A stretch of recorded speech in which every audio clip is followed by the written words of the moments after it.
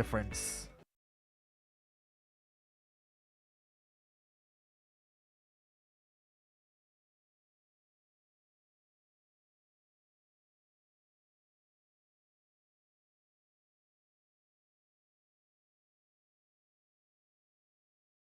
Flavor tasting right, pure taste and pure delight. Orange, apple, cranberry, fruit punch, mango, yes sirree. High in energy. Jumping up every day, and I jumping up every night. I think it's back and it's pure taste, pure delight. Energy to unload, behind a truck down the road. Details going to explode. Tropical delight, juicy. Tropical delight, pure taste and pure delight.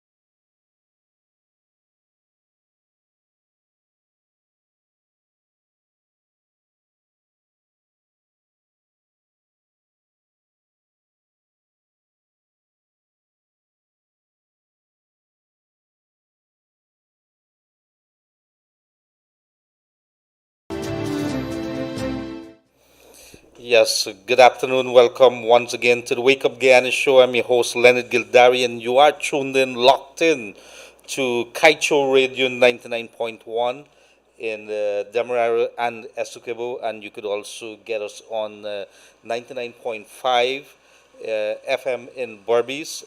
That's Region 6 in that area there. So I want to say welcome once again. There are several things that we have to talk about today. It's a packed day today. It is Thursday. It is October the 8th, and it was a pleasant day for me yesterday. I am going to tell you a little about that, but there are many news, things that we want to discuss that would be of special interest to you, and where we going today as a country. What I could tell you is that right now it is a beautiful, hot day out there, so make sure that you are protecting yourself, that you take the necessary precautions, wear your mask wherever you're going. If you're going out of your yard, make sure you wear your mask. If somebody's coming by you, insist that you do that. Make sure that you wash your hands, that you use the sanitizers and so on. You have to find something, mentholated spirit, whatever it is that you have to do, rub it in your hands. You have to create something that is going to protect yourself a little further. Every edge, everything that you can do to protect yourself, it is needed, because we've seen the numbers. Unfortunately, one of the deaths that has occurred uh, is a businesswoman, a city businesswoman from Bel Air, very well known, and she's one of the latest, pretty young, and she took ill, probably had underlying conditions. So it is not us, the ones who are gonna probably test positive, and that we're going to recover, that we have to worry about is the ones that are a little older, our citizens who are a little older might have underlying conditions, diabetes, hypertension, whatever it is. Thing is going to run rings around them. In the meantime, there's not a cure, well, at least nothing that we could use. What we have to do is just protect ourselves. We use your vitamins, use a vitamin C, lime. You don't have to buy tablets. You could use a lime water swang. You could use a lime juice. Careful that it doesn't carry down your pressure. Whatever it is the Wake Up Guyana show, and so we are going to bring you right in tune with the different things. It's a little early today. It is October the 8th. It would have been like a couple hours after the little one would have celebrated her birthday. It is her 12th birthday. I presume when she hit the teen, then it's going to be not an issue. But what do we have to say to you today from the Kaieteur Radio? Well, it is Myers remain in custody. This is the Deputy Chief Elections Officer, Roxanne Myers, held a couple days back, remains in custody this morning.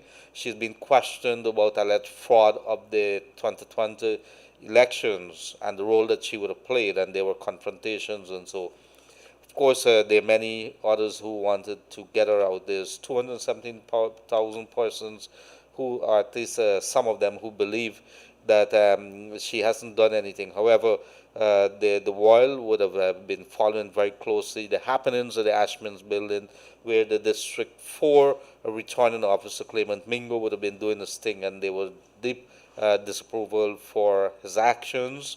And there was immediately upon, after 5 months of swearing in of a new government, the return of the People's Progressive Party Civic.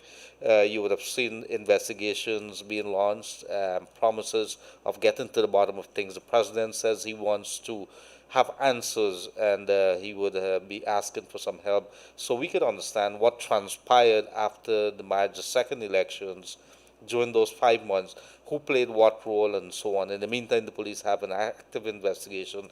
Charges have been laid against Chief Elections Officer Keith Lowenfield, as well as a returning officer, Clement Mingo. So in the meantime, there, Region 9 man killed by fallen branch. Minister of Labor says, they are going to be launching an investigation. He doesn't want, and this is Mr. Joseph Hamilton, Minister of Labor. He doesn't want any slave camps. He would have been making statements. Of course, extra warnings coming there from the Ministry of Health. Tuberculosis, HIV/AIDS, diabetes, hypertension, they're all extra risk factors that could cause things to go seriously wrong if you are positive for COVID-19. So if you have those conditions and you're not taking care and you get it, you are going to have complications more than likely. 200 Lusitnan prisoners testing positive for testing positive for the COVID-19. You would recall that they had to separate them after Kaieteur News would have broken that story a couple of weeks back. They removed them and put them up in the Madawini area after more than 140 of them. Well, the numbers went up. It's 200 prisoners out of that 500-600 there of the Lusitnan who would have tested positive. That's about a third of all the prisoners that would have been at the Lusitnan. That's the significance of that figure there. And so they're back to be reintegrated into the Lusitnan. They have to be in isolation at Madawini for the last couple of weeks. Wallace Delight on the west coast of Demerara, after 25 years getting water for the first time. The nurses have ended a strike. The Army, this is an interesting story now. The Army engineers are being engaged by President Irfanali, and they're being engaged at something that's very, very interesting. Guess what? We're telling the Army, and the Army has accountants, they have all kinds of experts on this. Some of them could fly planes, they're engineers. There's an entire section which includes engineers, and the government is talking to them, especially with the hinterlands area, about engaging the Army to do more work at the community level, even at building bridges and so on. So this is something good. Our Army should not be sitting by. Let us engage them on other things that they could do to develop this nation. So this is a very good thing that we've seen our president taking the initiative, seeing how we could make use of all the resources that we have in our country at the moment. And so it was also reported, and I'm going to bring you some details on this, the $329 billion budget, it has been officially passed because the appropriation bill, which is the last document to be signed with regards to that budget, has gone into effect. It was signed by President Irfanali, and so I'm going to get you some details as to what this entire budget, some of the highlights, so you could remember. In fact, let's get right down into it. There was a reversal of the VAT and on the water and electricity, removal of the VAT and duties on machineries. If you have a business and you want to invest back again, they're not going to charge you VAT and so on. 25,000 solar panels for the hinterlands, $15,000 cash grant for every student come next year. And so every student is going to get $15,000 cash. $25,000 the old age pension would have gone to. It was about 21,000 thereabouts. And on January the 2021, there's going to be free water for all pensioners in Guyana. So, of course, there's going to be criteria that, if you're living there with 3-4 family members and you're the only one, they're going to have to make sure that you are the one that is ultimately benefiting and not everybody else. So that's going to be an interesting story as we go down back again. We did talk. I'm going to come back to two ministers and how impressed I am by their performance and the way they're engaging and what you guys would have been saying to us over the last couple of weeks and so on. We've been passing them on to the ministers, and guess what? they are listening. They are looking into these situations, the complaints, and what you guys would have been raising, and they're acting on it. And I'm going to tell you about a couple of cases. There are two ministers, two female ministers who are on the ball. So I want to say good day to the president here, finale, his cabinet members, the rest of the team that is there. Of course, to the opposition leader Joseph Harman and his team too. They're all part of government at the end of the day, whether we like it or not. With whichever party that you back, they're all government. They're all part of the government structure, the government mechanism that is there. Um, Also, very quickly before we move into our big newspaper, what Kaieteur News would be saying today, let me tell you that the government is also promising that by in another 5 years or so, they're going to bring the electricity costs down by 50%. That's a promise that has been made by the Prime Minister, Mark Phillips. Then, of course, we talk about this online course where about more than almost 47,000 Guyanese registered to do free online courses with overseas universities. What you have happening right now, it's just more than 3,000 of them would have already received certificates, and almost 47,000 Guyanese would have applied for that. So that's very, very good news that we hear in there. And of course, we are going to move straight into the Kaieteur newspaper today before we go to some other issues, and then we take it from there. We want to hear from you and have your say in the Wake Up Guyana show today. So the newspaper is very, very clear. Robert Prasad threatens Jan Mangal with $2 million libel suit. Jan Mangal was a former oil and gas advisor to former President David Granger there. And you would have recalled that Jan Mangal would have been making some statements about the management of the oil industry and things that he sees that are red flags. And so he's been threatened with a $2 million libel suit, which is over 200 million Guyana dollars. Sorry, this would be over 400 million Guyana dollars. And so he's been told to retract, correct, or else he's going to be facing the courts on that. Have a public vote on Exxon deal. This is the private sector head, Nicholas Degu Boyer, and he says government cannot run from the will of the people.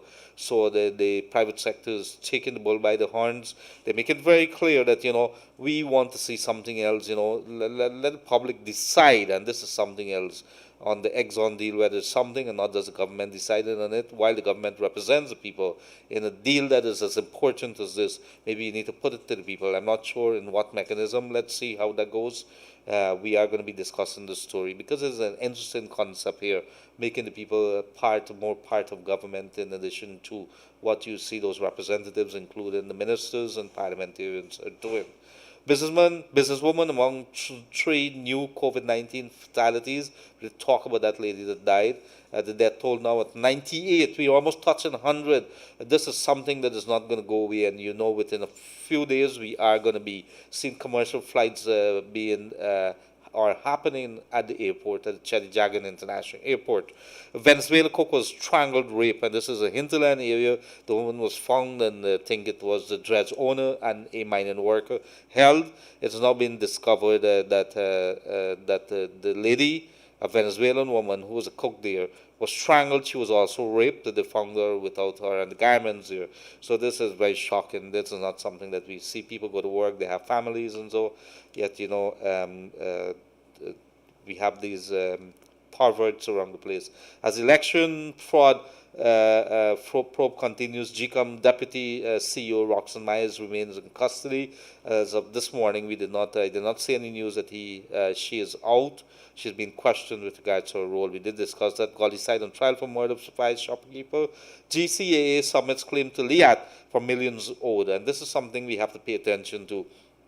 Any company that comes here and wants to operate any flights must put down monies in a bond. So if the government, at any point in time, anything runs into problem, that the government could claim that money and pay out to persons who would have had claims. And it seems that it's these times, even with the Fly Jamaica and so on and the rest of the folks there, a lot of people would still be complaining, even staffers, about monies that is being owed to them. So we need to be a little more stricter with that before we grant these licenses for anybody to operate in Guyana with the flights, that these airplanes, these operators they have put down their bond. You cannot have them do that. It's a rule. It's a law.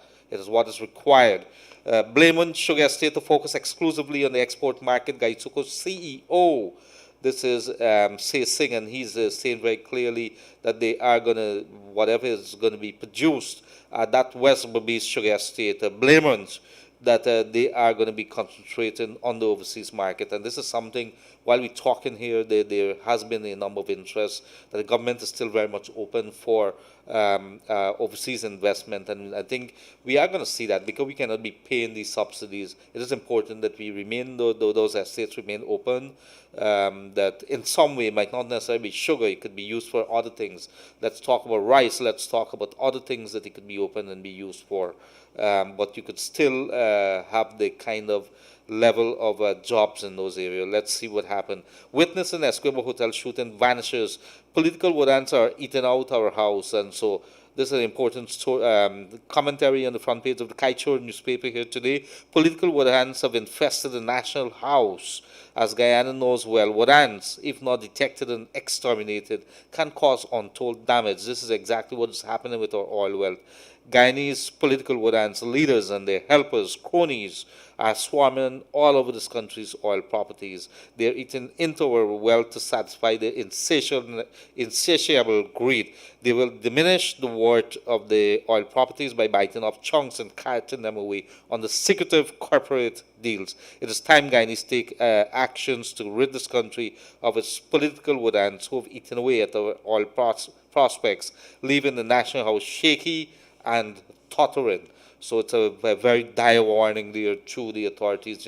Pay attention that we could very well see our foundation being eroded very quickly from under us, and we will collapse with whatever. You look at Venezuela, you see what happened. Weak systems, not catering for a rainy day is where we're at. They're paying the price heavily for that. And of course, don't talk about the sanctions and what would have happened. Private sector will be adequately consulted for local content legislation. This is the PSC chair again, the Public Sector Commission, Private Sector Commission. So, in essence, that is what the big news are in the Kaieteur newspaper. So we go back. I did indicate to you before we start opening up those lines for the calls. And those calls, you would start sending those messages to 62222. I have to ask Raj to. Raj, did you take a haircut? Yes. Who cut your hair, Joshua or Kevin? No. Or Mr. Lal? Yeah. Mr. Lal cut his hair. You accuse the man of cutting your hair? Mr. Lal doesn't have hair in his head. He's bald, and then getting bald like myself, too. So I hope that you didn't go to him and allow him to cut his hair. So you're going to take an extremely big chance there. So Raj seems to be... Raj is a serious guy, when it comes to his work. You can't make too much of jokes. And when you say that he fell asleep, he's been making an effort not to fall asleep since then. I think if we to play back the records, because everything here is being recorded, you're going to find some snoring happening there. I don't know what he did the night before, but there's some snoring happening. But at the end of the day, come back. Somebody, I think Jonah calls on the radio here, on the Wake Up Guyana show a couple of weeks back, would have asked for the Minister of Housing or the Ministers of Housing to look into this condition in the Prospect area there, Prospect Housing Scheme. Well, I did send those information to it is Minister Susan Rodriguez. And whenever people complain about water and so on, I would send it to her. And I apologize afterwards, and, being Gildarie as it is. And so I would say, man, I know that I'm disturbing you, but guess what? That's a job. So I'm a little rude there. And she says, okay, I know that you're going to do it, but just give me some little more details so I could be able to have my people call these people. So she did lead a team into the area there at the Prospect Housing Development. And yesterday, this is on the east bank of Demerara. She listened to this program here because she did act on what one of the callers would have said. And she's promised waters there, a water connection to the residents there. It's a new housing scheme. And she did promise water connection within 2 weeks. This is pretty quickly. I'm not sure how they're doing it, but these guys are taking actions very quickly. As soon as they hear something on the ground, they hit the ground running. So I kind of like that. I saw that in there, Minister of Public Works all over the place too. These ministers are hitting the ground running. And so there's another minister there who's really impressed me, Minister of Education, Priya Manik Chan, From time to time, I would just disturb all the ministers, even the prime minister and everybody. Even the president would see texts from me, and I think sometimes he would get maybe a little worried because Gildarie is getting a little familiar. But guess what? We are going to be disturbing them. They have a job to do, and we have our job to do, and so we have to tell them what the people are asking for. And so I did reach out to Priyamanik Chan, a staff, a little girl, a teen, I think she's about 12 or 13 thereabouts, from Kaieteur. This is a place that Donald Ramata, former president of Guyana, would have come from.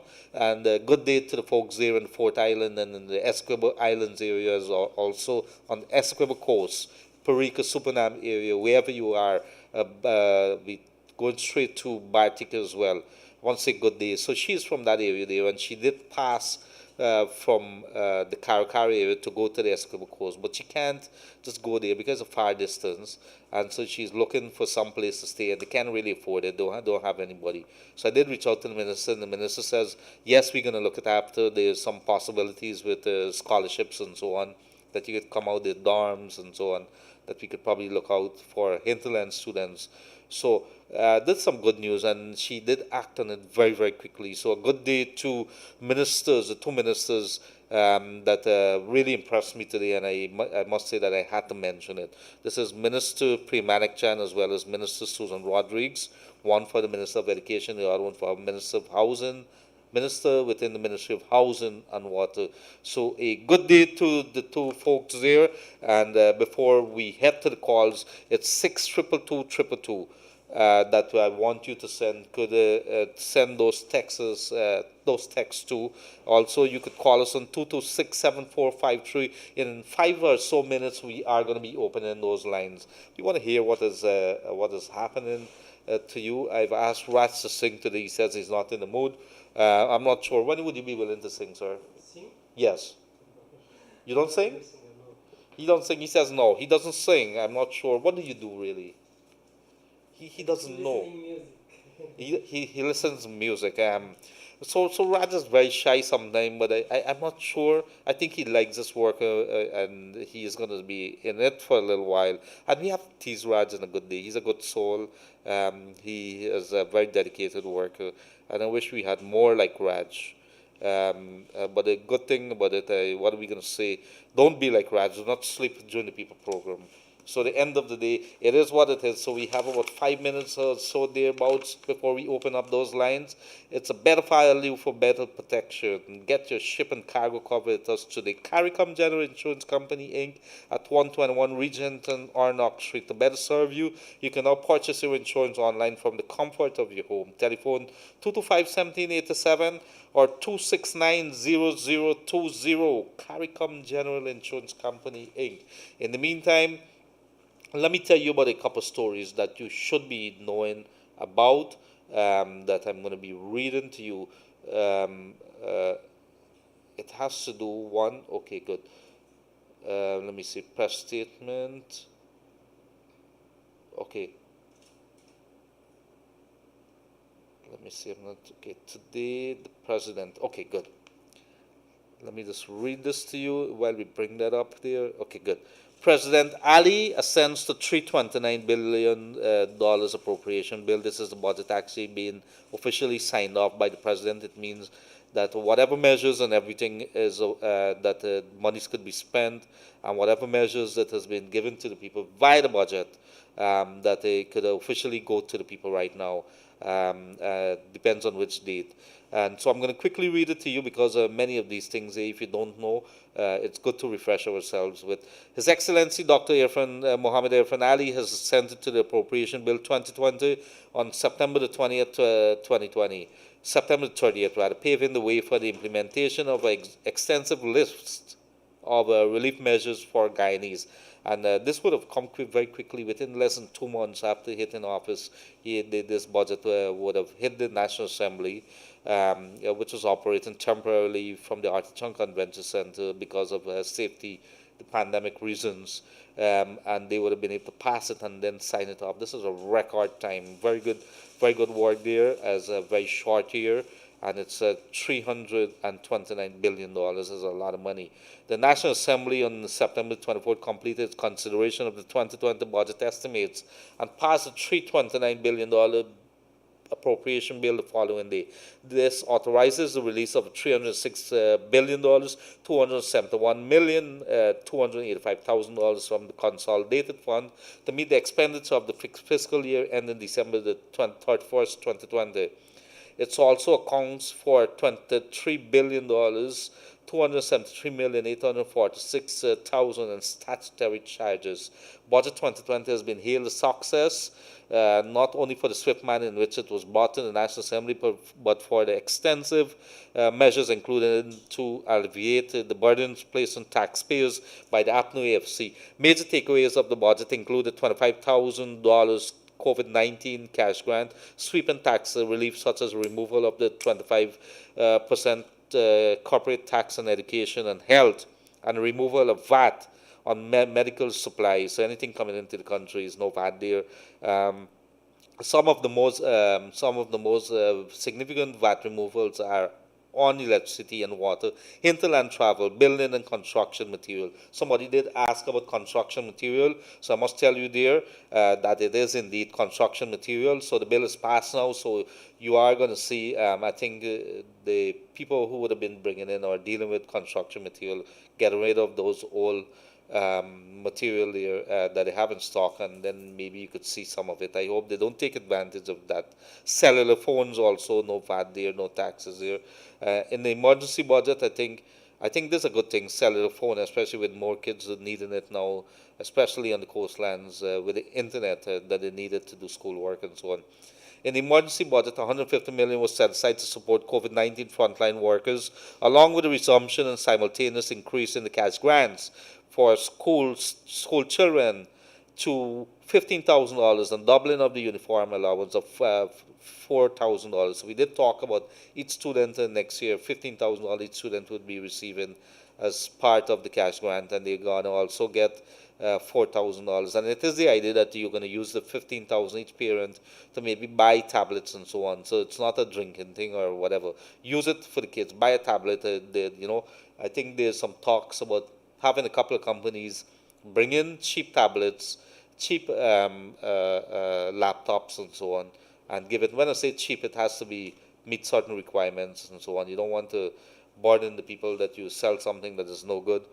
So there's going to be some kind of measures put into place here. Further, the extensive list of relief measures includes $5 billion allocation to Kaieteur to resuscitate the sugar industry after years of neglect, with focus on fostering the growth of a small business. $100 million has been budgeted for the Small Business Development Fund, $212 million for the Small Business Bureau, and $105 million was earmarked for the Sustainable Livelihood and Entrepreneurial Development Program. And so that's something that I said I'd have to read to you, because you've been asking about some of these things that would have been there for the people of Guyana. So in the meantime,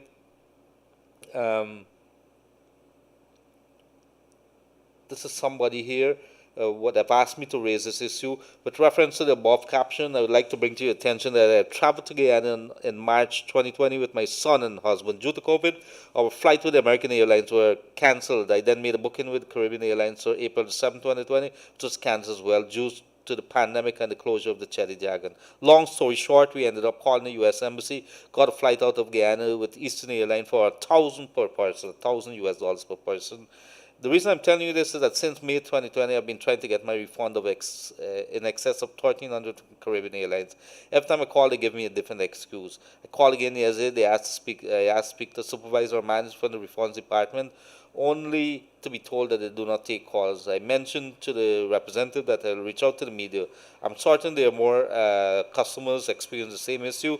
Would appreciate if you have an open forum on a topic to make the public aware of the ridiculousness.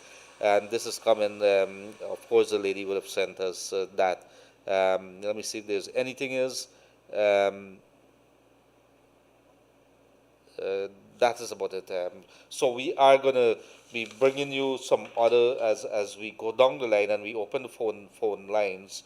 It is 6222222. You are tuned into the Wake Up Guyana show here on Kaieteur Radio. I'm your host, Leonard Gildarie. I'll be coming to you live on Facebook as well as YouTube. You could also get us at 99.1 in Demerara and Esquivel, or 99.5 all the way in Barbies there. Good day to the Barbies folks, number 58. I haven't forgotten you, grandmother. How you doing? The good folks there at Supply Mahaika, Blackbush Pole, you come down on the East Coast there, Enmore, Nottingswell, I think it is, I hope I'm pronouncing it right, Anns Grove, Strathspey, if I've forgotten somewhere, the Bridesloss area, Better Hope area, Boxton area, how you doing there? Of course, the Mocha area, I want to say good day. If you're seated in the minibus, you're driving, you're a passenger in the car, whatever it is that you're doing, a good day to you. Stay safe, remain safe, protect yourself, wash your hands, wear your mask. Make sure that you protect yourself. You owe it to your children, you owe it to the people of Guyana. So before that, let's go right into things today. We have 1.5 hours thereabout, and we want to take those calls. 226-7453. Do we already have a call in line? Yes, good afternoon, caller. You are in the air. Go right ahead. Yes, go ahead, caller. Yeah, good afternoon, Leonard. Yes, good afternoon. I didn't hear anything about the public assistance, if they raise it or not. The public assistance, I think there's an old age pension. They haven't talked anything about the old age, the public assistance. Uh-huh. And I think ranges between what, 12, 11, 10,000, thereabouts? Nine, It's right now. nine. They haven't spoken anything about it, but I think there's a range of public assistance that people could be getting, but they need to engage because the cases are different. Like somebody would have been calling from Barbies and they're talking about, they want to start a business, and I did read to you there, they plunge some money into the various funds that you want to start up a business and you're poor, you could apply to it, and so there's many, many things that you could do. I think the Ministry of Human Services, where Vindy Prasad is the minister there, you guys really need to get hold of them, and maybe I'm going to bring her back, and we are going to be talking about some of these programs. I'm going to ask her to come back, and we're going to be talking programs especially. How could somebody who is not Have a privileged? disability, at least who have a disability cannot Right, do, right. yeah. We're going to talk about that because I've received a lot of calls with regards to that. They shouldn't look at it as just public assistance, but there's a whole bunch of people who are also calling for special funding for disabilities and different arrangements. So I think we'd have to look at that and let them start the conversation on it. Yeah, because I think they should really look into that matter, because remember, people with disability, they cannot work all the days of their life how they should, to achieve in life. And these are the people who really, really need the help, you know, because they got expense, they got, everything, just like others.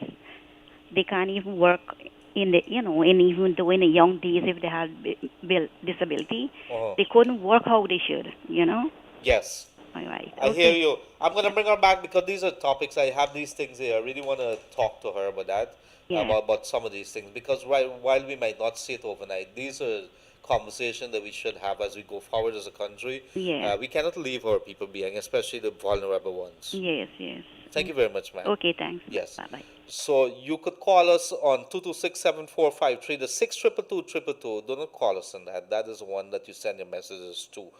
So in the meantime, let me very quickly read some messages that would be coming in from our good people here today, and there are a couple of them already.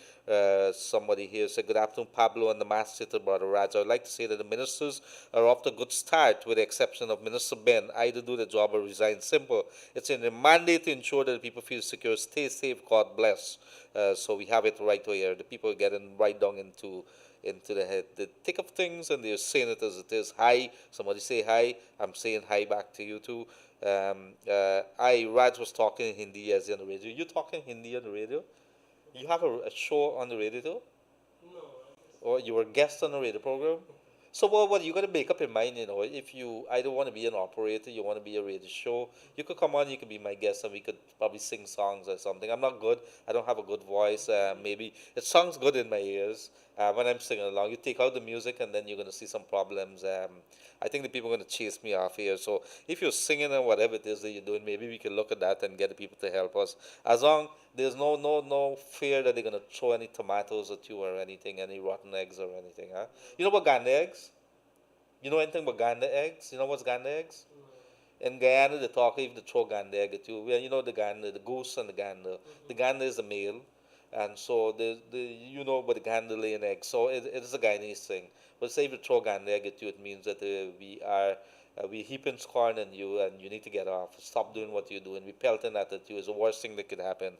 When you see they do that to politicians, the worst possible thing. You remember a couple of years back, I think it was Bush or somebody take his shoes and pelt it on the president of the United States during a forum, and that shoes I think sold for $1 million.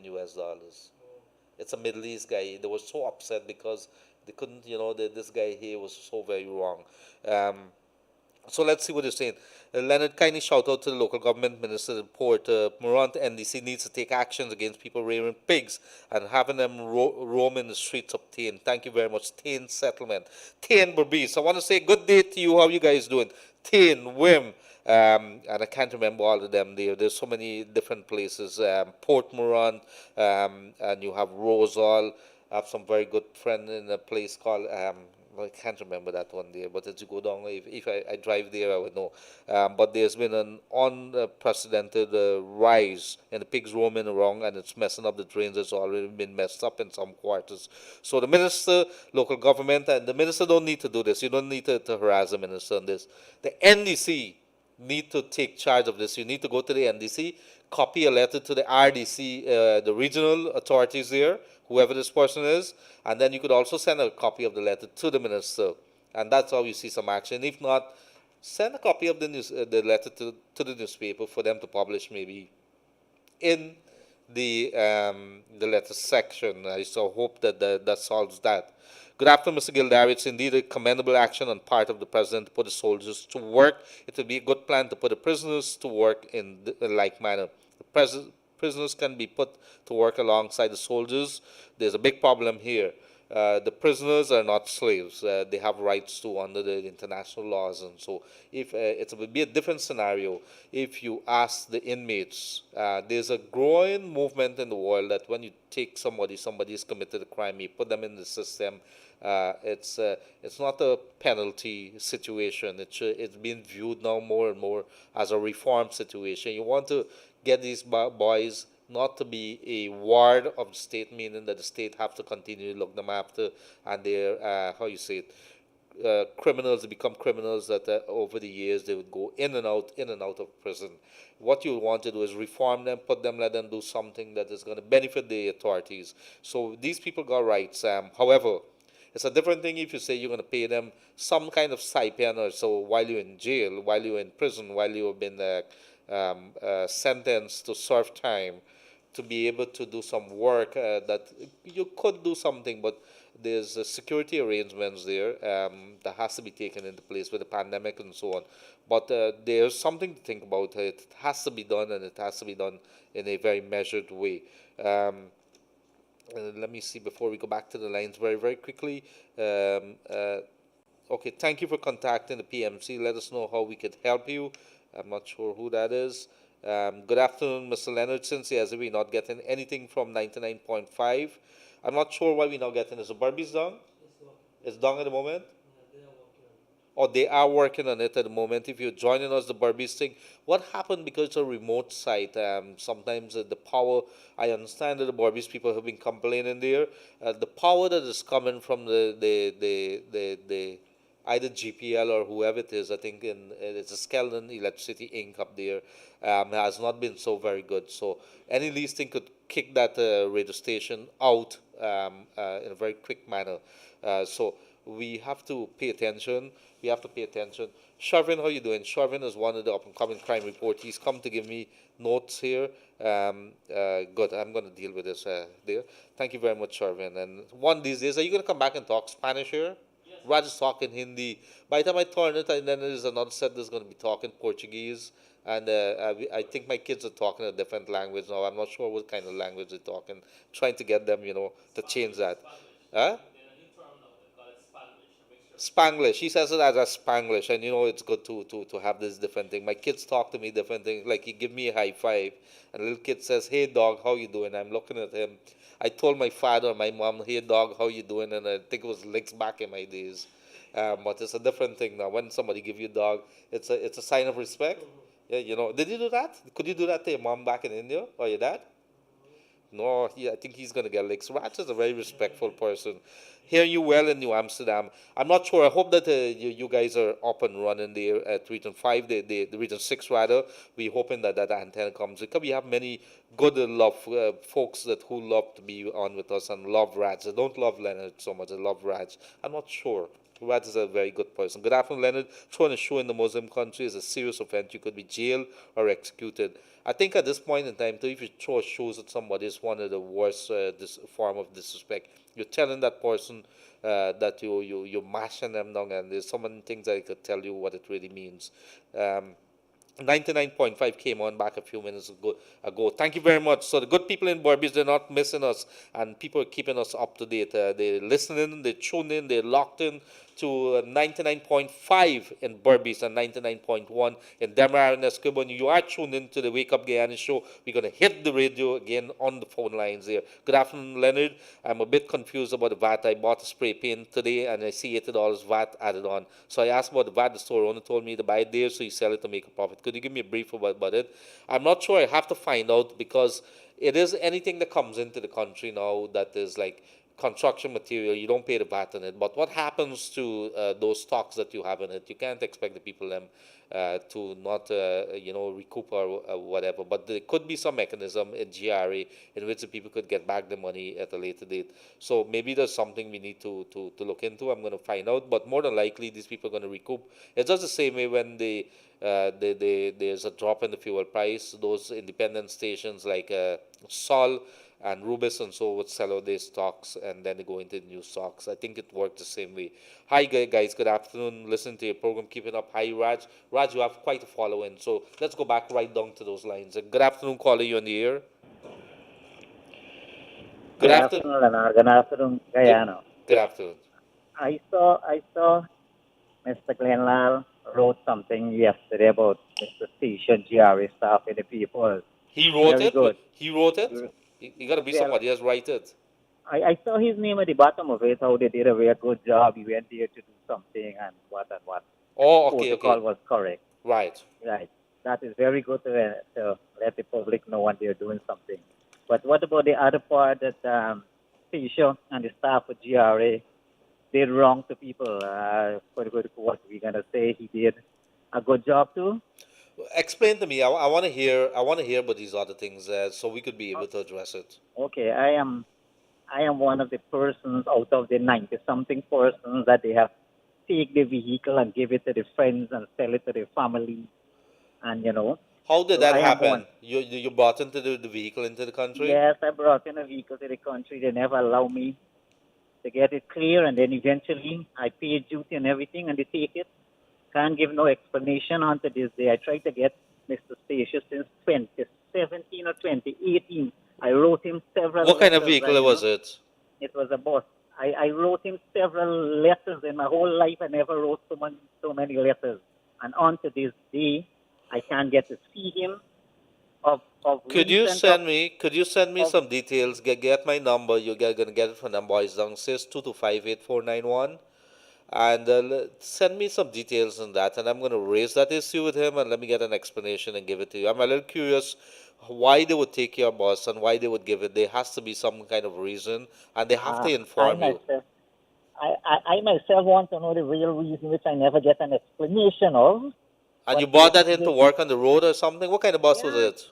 it's a pitbull. Yes, if they're hearing, they know fully well I'm talking. They take my duty and everything, man. I never give it I to you. want to Never hear give the it. details of that story there, and who did they give it to? Huh. Who? They give it to the friends. They know the friends. But what number I can get to? Go again?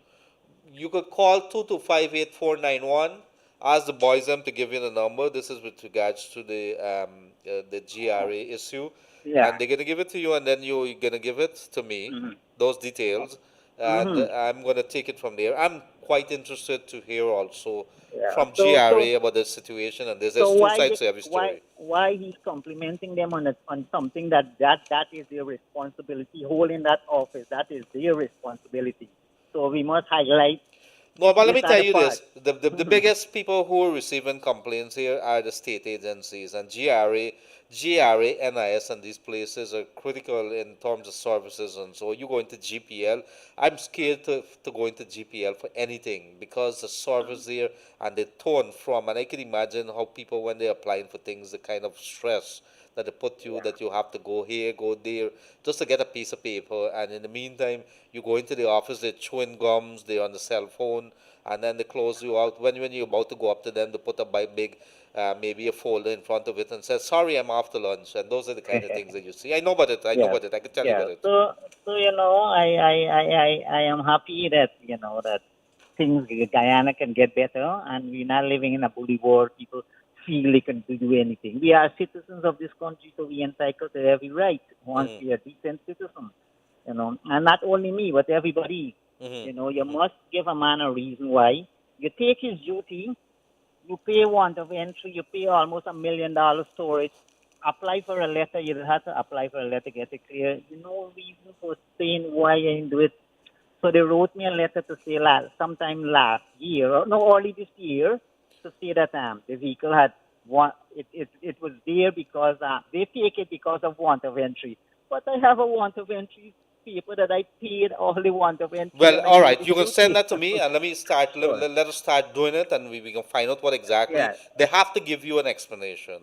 They Well, cannot sure, just do it sure. just like that. You have to be notified. I think it's due process, and you have to be Mhm. notified on that. I All right, I had even went so far that I wrote the Prime Minister, Mr. Nakamuti. Mr. Oh boy, Who? that Who did Mr. you write? Nakamutu, Mr. Nakamutu, the Prime Minister, Oh, he the never former get an prime answer. minister. I wonder Yes, where he is. He's gone very, very much. I don't think. that was the biggest Did he waste ever of my respond whole to life. you? Mr. Nagamoto had a Never, history of not responding to people when you get on to him. never. Oh gosh, that was the biggest mistake. Yeah, The you don't ever get totally him on anything. regret. Oh I'm God. glad that he's retired, and I want to say good day to him. I think he is retired right, and I think that's a Yeah, good place those he are is. people are not good to public office. Thank No, you very it's much, not sir. good, sir. God Okay, bless you. bye. Bye bye. I want to say good day to Mr. Moses Nagamoto, wherever you are, sir. Hope that you are having peace. It has been a rollicking ride over the last 5 6 months. You being there and the people being in the other side, and I say no further with regards to that. Mr. Gildarie, the minibus high car in Esco, was still charging the same price to travel, and the gas price dropped. Could you highlight it, please? Minibus and I think I'm not sure. This has always been the case that whenever there's a price, even though the gas price drop, they're going to tell you that parts have increased, it's not going down, and so all kind of excuses. So you guys got to have a heart. It's a pandemic. I know that you got to work on the minibus and you're traveling with less passengers and so on. But don't kill the people down in Esquibo there. You got to, the minibus driver, high car, Esquibo Coast, Region 2, how you guys doing? Let us have a heart. The people are saying that you're overdoing the do. Don't overdo the do. GRA bosses on the west side and all the nice car and the bus pass on to the family. I'm not sure. I thought Mr. Stacia is staying somewhere in Georgetown. I know he has family overseas. Um, uh, Let me see what else is happening here. Good afternoon, Leonard. The Ministry of Health needs to look into the Parfait Health Center. A simple pregnancy test kit they don't have. Somebody was there, tell the person to buy the kit and take it to them before referring them to the West Demerara Hospital. Hospital, and I'll tell the person to go see a doctor. It's not rich people, it's poor people there. What's happening? Let me send this right away to myself, and then I'm gonna send this to the ministry, to the minister, in fact, because when people complain about these things, you don't want it. Um, so before we go to the lines, I'm a professional freelancer in social media marketing. I'm not sure how that could really help me at this point in time. Um, uh, Let me see. Hi, good afternoon. I have one problem there. The water that's coming in Diamond Scheme is very, very rank. And it's not good to use because some people use to give it, some people who get in it getting skin rash. So I'm kindly asking if you could get in contact with GWI so that they can improve the water supply. I think they're building a water treatment plant there in Diamond. I'm going to find out what is happening in water treatment plant in Diamond. Diamond water treatment plant. I know that is supposed to, what you're doing right now, most of these wells that you have is coming directly from the ground, and you're supposed to put some treatment into it if there's not a water treatment plant. I'm not sure whether that one in Diamond, it was not as far as I'm aware. It's just behind DDL there that they were building a water treatment plant in those new lands that they opened. I'm going to have to find out how far they're advanced, but as far as I'm aware, they've never commissioned it, so that means it's not fully working. So what happens to bring the water out from the ground directly via the wells that you have there, and it's being pumped into your home and very little processing. So you are going to see that, and you know what happens on the coastline here. There's a very high iron content. This is why sometimes you see the rust, the red rust, and so on. Just because of that build-up there. When you see that and you see the smell, it is something that needs to be done. But of course, I'm going to send it to the folks there and see what happened. The Diamond Water Well. Um, Familiar. I know where that is. So in the meantime, let's go back to the lines here. Good afternoon, caller. You're in the air. Go right ahead. Hi, Mr. Gildarie. Good afternoon, sir. Good afternoon, sir. I'm calling from the west bank of the River, which is Parfleet, Harmony area. Yes, sir. I'm very concerned with the roads in Parfleet there. I thought you were living there some period of time. Yes, I I was don't know if you living have there a any couple. That was about 2014, 2013. I moved from I there. don't know if you have any experience about the roads there, the Very cross familiar streets with that there. area there. Yeah, and the road, somebody talked about the health center there just now. Probably I know if you could highlight it now on the radio, I could send you like a WhatsApp video showing you the road getting to the health center. I hear what you It- can do for me. There's an Yeah, NDC in that area there. There's a very aggressive lady there. I think her name is Anjani C Baron. C yeah, Baron. yeah. I think that is her name. Angie. Very, very nice person. If you could get hold of that NDC, take some pictures and have them put it into their work program to have it fixed. Okay. Because what they could do very well do, they have equipment and so on. They have people that might Yeah. be in the area and they could probably grade it down until they could come in and do whatever they could do. When the ministers was there probably a month ago, you see how they graded some of the road where the minister went. And some of the roads that really need fixing, they ain't doing nothing. Some of these roads, when you go in there, you could fit a whole family inside if they die. No, well, let me tell you this. I was in the area recently because I had to reach somebody there, and I got a little lost because the area is so big. There's so many Yeah. roads, so many streets. So what we got to do, the people that are living there, start engaging the NDC and the RDC, and so let them get it and keep following up with them, and then Yeah. send a copy of the letter, whatever, to the minister of local government, and you'll see how fast. But if you don't tell them anything, they're not gonna know. Yeah, but some complaints are already being lodged, but we ain't No, do no but put an letter. But official letter to them, and then what you do is get an official within there. And Angie is very, very aggressive. So if you guys get all, just say that you spoke with me, and because then and see yeah, how it goes. because it's work taxi there, and if you go in some of these streets and like Ah, like yes, somebody a pregnant mom or something, and you got two bodies with her. So yes, it's very difficult. Wear and tear, damages, yes, yes. really, really rough. Uh-huh. Thank you very much, sir. So do that for me, and let me know how that plays out. Okay, sir, you're welcome. Thanks. Thank you very much. Good day to the folks down there. Parfait Harmony. At the back of Parfait Harmony, I used to go pick whitey at the back there, but there's the mosquitoes were terrible, but they had a lot of whitey trees, and I had a good time there. Beautiful area. It's a big area. It was a very, how you say it, ambitious scheme, and then it branched off. You have Westminster there, Schoonard, Rick Dorsey, I think it is. I hope I'm pronouncing it right. So it's a big area that's expanded. So I want to say good day. Thousands of persons, I think, are living there. But it's a crime situation, health center. They have to look into maybe looking at that crime situation. A lot of robberies and so that we've been told. I know there's a police station there, and I'm going to be talking to Errol Watts, the commander of Region 3, a little later, asking him to come on tomorrow. We're going to be having him on board tomorrow, as long as he say yes. So we're going to talk about that area there, how we deal with crime, how we deal with pandemic. Get a feel of some of the challenges of what our police facing. So this is the Wake Up Guyana show. It is your host Leonard Gildarie, and you are tuned in to Kaieteur Radio at the moment. You're locked in, and I want to say good day to all the folks overseas. I believe that all the folks overseas, they become friends with each other here. Everybody know each other by the name. They said, hi Gina, and hi baby, how you doing, and hi Karen, and so on, and Tara, what you doing? Everybody know each other by the first name because they're in the house, they're in a room, and they're in the Wake Up Guyana room right here on Kaieteur Radio. So I want to say good day to you wherever you are, wherever you're joining us from. It's always a pleasure to have you engage us because this is your show. It's not about us. It's about your show. It's about giving you a voice so you can be able to tell us what's bothering you. Hi, Leonard. Good afternoon. My concern is about the prisoners in Camp Street and the Luziknan prison. Many of them are on parole for many months now, but the parole board have been dissolved. last June. Please highlight this to the relevant authority so the parole board can be back in action once again. Parents have applied and are waiting for an answer. They are those who qualify to be released to ease the overcrowding frustration, mostly in the deadly pandemic. Thank you very much, dear. I'm going to send this to the folks, to the prison officer, the prison chief. Let us see what happens. I'm going to send this to him. You guys got to bear with me while I send stuff to myself because Raj is not doing anything. I'm not sure what Raj is doing over there. So in the meantime, let's hope that there's somebody is paying attention to what is happening to the prisoners there. If there's a parole board and people need to come out, well, you need to listen to them. They have rights too, and we are the ones who are going to be talking about it.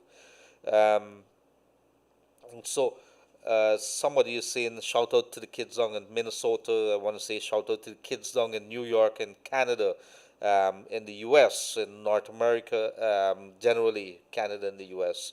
Of course, in Europe, wherever you are, wherever you're joining us from, I want to say good day, good afternoon, good evening, buenas tardes, whatever it is. Raj, how do you say good evening in Hindi?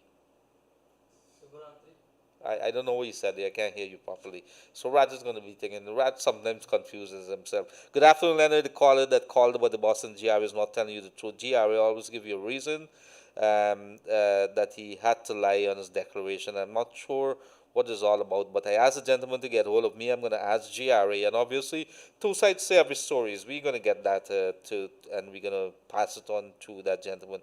Good afternoon, brother. My husband has a farm, and what is the problem? Can you help us get a water?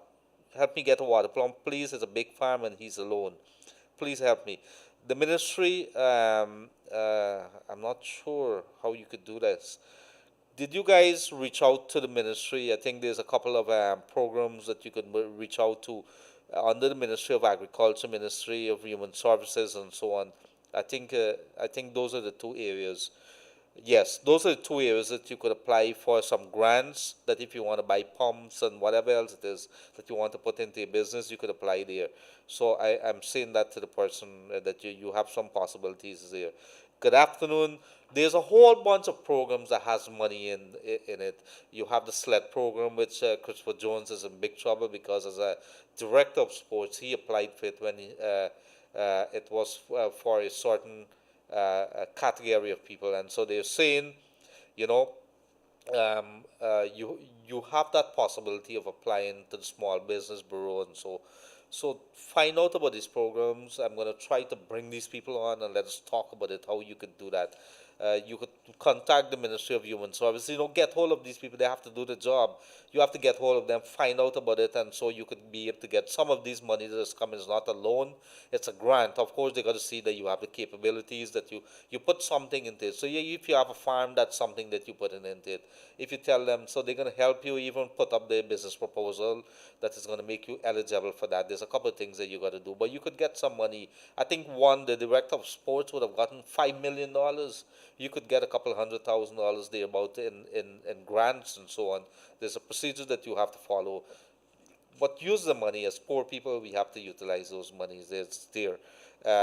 So it is. Let's go back to the line. Before we do that, it is the CARICOM Insurance time. CARICOM General Insurance Company, Inc. So I want to tell you, it is their time right now. Better value for better protection. Get your ship and cargo coverage today. CARICOM General Insurance Company, Inc. at 121 Regent and Oronox Street. So to better serve you, you can now purchase your insurance online from the comfort of your home. Telephone 225-1787 or 269-0020. CARICOM General Insurance Company, Inc. And so, Raz, let's go right back into those calls. Good afternoon, caller. You're in the air. Good afternoon, sir. How are you doing? Pretty good, sir. Go right ahead. In regards to the roads, I just want to make a comment on that before I move on. One of the things while we, NBCs and governments and social look into these things, one of the things I'm wondering is what kind of work we get into these contractors. 2-3 years and we're gone. Who is looking at that? Who is going to come to the You're going in and out. You're going in and out, sir. Yeah, one of the things I have a problem with is the contractors who build these roads. 2-3 years and roads breaking up and all these things. So while governments and NDCs has a responsibility in RDCs, what kind of jobs are the contractors doing? How roads are damaging in 2, 3 years I when they can tell do? you how it's a thing, and I'm going to tell you an interesting story that one contractor blew the whistle, and I'm going to tell you how they do it. Okay. All right. I can listen to you after.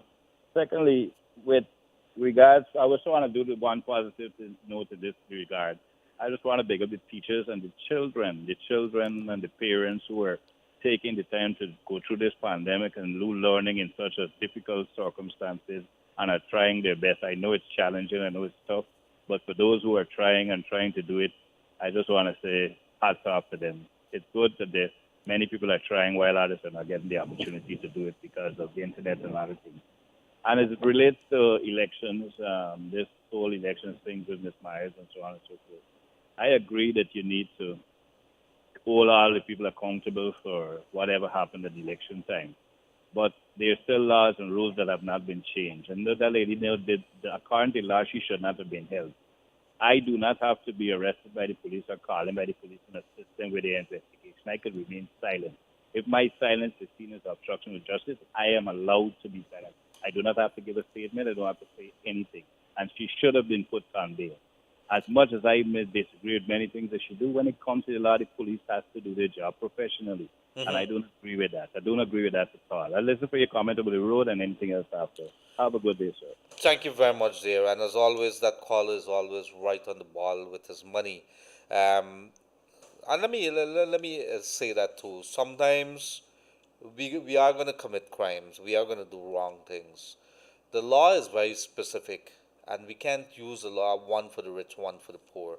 That being said, there's a big debate that's happening, and I'm going to have to probably invite a lawyer to tell us about that. When you arrest people, there should be rules of engagement. If it's murder is a non-bailable offense. If they arrest for you for that and the charges are laid, the court is more than likely not going to give you bail unless there's special circumstances in which it's not a bailable offense, so you're not supposed to get that. If it's manslaughter, you kill somebody and you've been charged with manslaughter, you would get bail for that. There's some other like treason and so on, big drug cases and so on that you don't normally get bail for that.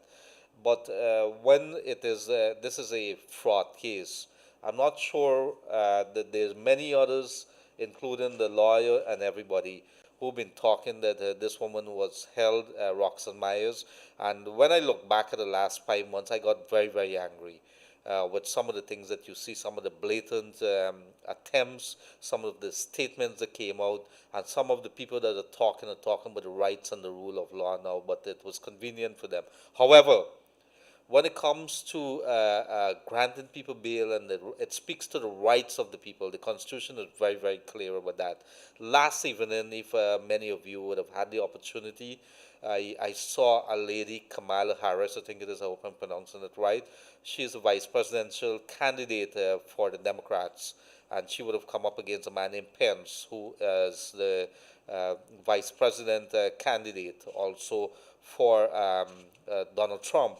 And when you see the level of debate talking about the ideals in which we have to hold ourselves up to and the standards, and she was talking about that, and these words kind of really touched my heart, and in terms of when we talking about the rule of law and what should be.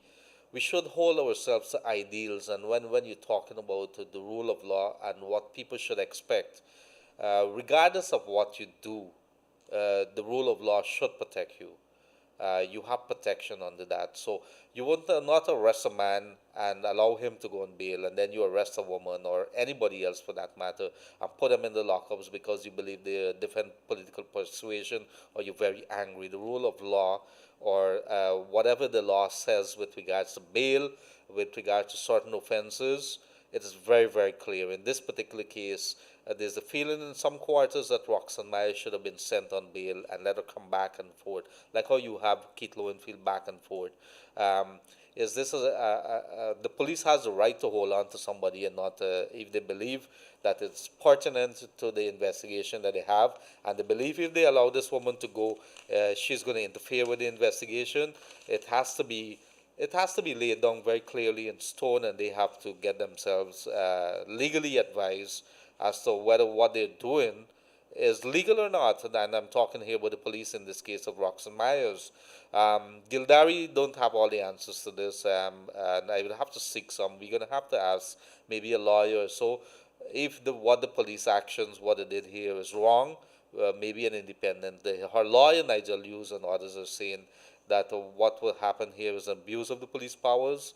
Let us see. There may be another side to the picture because the police has the right to hold you 72 hours or so if there's an investigation that they believe is very pertinent to the entire thing. Which cases do you give station bail on? What could the police hold you for serious cases? In this particular case, it is we talking here about an attempt to steal in elections, an attempt to rig the elections. Did the police overstep the boundaries? It's a very interesting situation, and we need some legal advice on that. I am going to have to ask maybe a couple of lawyers what the thoughts are on that, and maybe even ask the police to weigh in on it because they will have to tell us what are some of the things, and maybe even the crime chief. I'm going to have a talk to him a little later, and then try to present both sides to you tomorrow when we meet here again. With regards to the roads, when you have a project that is issued to a contractor, let's talk about roads and bridges or whatever it is that you build in. The government of the day would put an engineer that is working with them to oversee, to represent them. So that engineer's job is a couple of things that they'd have to do. They'd have to make sure that the contractor is building according to the specifications, meaning that you're supposed to build a road that is 30 feet wide. You're supposed to put bitumen 3 inches thick. You're supposed to put so much sand filling that is 1 foot deep. You're supposed to put a bridge that is 30 feet wide, that has metal rails and wooden maybe piles or something. So those are the specifications, and that engineer is the one who ensures that the contractor does it. Now, you cannot blame the contractor. We've been blaming the contractor and shaming them because they haven't been delivering. But if you're paying before that contractor receives those money, the engineer has to be signing off. And at the regional level, there's somebody called the clerk of works, or clerk of works, some people would say, who would have to sign off that this work has been finished and therefore this man's supposed to be paid. Guess what happens? And more times than not, the persons or the contractors who are whistleblowers are going to tell you that the biggest culprits in this are the engineers who's working on behalf of government. In some cases, like the airport, the government went out and they hired, they went through the procurement system and says, who wants to supervise the airport project? And they had a couple companies that came. And so these companies are the one who's monitoring on behalf of the people of Guyana, that the airport project. So when you see things are being passed and you receive a road that instead of 3 inches, you receive 1 inch asphalt and things like that, it is the engineer that you got to name and shame. Yes, you got to name and shame the contractor, but it is the engineer also that you'd have to pay attention to. So let us all put this thing on its head. Let's twist it upside down and start looking at it and calling out these culprits. If you look at the engineers right now, what we've been told by the contractors, that the engineers are the ones that they're driving big fancy cars. You see the restaurants that they're eating in. We're not saying that they can't afford to eat in a restaurant. But if you're in the restaurant every day, or you're drinking by Pegasus, or you're drinking at the Marriott and you're drinking, it tells you a certain story. If you're driving a BMW that is worth $40 million and you have a salary of $200,000 per month, it tells you a big story. And sometimes they do all kind of things. They'll bid a low price, and when they get the contract, in order for them to make the profit, they deliver something less than what the specifications say on the actual contract or the arrangements on the bill of quantities. So we have to be very careful. I mean, I understand what a caller would have been saying. You have a point. It's a good conversation to have. But at the end of the day, the culprits, the real culprits, are the engineers and so who's supposed to be representing the people of Guyana. And I think I haven't seen one charge laid against them. We have to start thinking of this direction, start firing them, start giving them sanctions. They can't have a license, like how you give a nurse and a doctor a license to operate. These engineers have to be licensed. And so when you see you have a sanction or a red mark against your name, you should ban them for a couple of years and you can't concentrate. That's how serious this business is. And especially when you're playing with the people's money and value for the dollars, it is a very serious issue. In America and the rest of the places, in China, they execute people for this. They give you years of jail for doing that to the people's money. Across in Guyana, it's a slap on the wrist, but you jail a man for 10 ounces or a couple of grams of marijuana. That is what we're talking about. When you see America and the colors, or if you would want to say the the black Americans are complaining about being an on even playing field when it comes to the putting the laws how it deal with. I think Harris last night during that debate, that vice presidential debate, I think Pence told her, when you look at the number of cases that you as a prosecutor, when you would have been serving as a prosecutor, you see the amount of persons who would have been in a particular direction or being prosecuted. It tells a story. So we got to be very, very clear. All these things have to be taken in account in the bigger picture of things, how things are saying. It tells a story very, very clearly. I've diverted there a little. But Raj, let's go back to our callers. Good afternoon, caller. You on the air? Yes, good afternoon, caller. You on the air?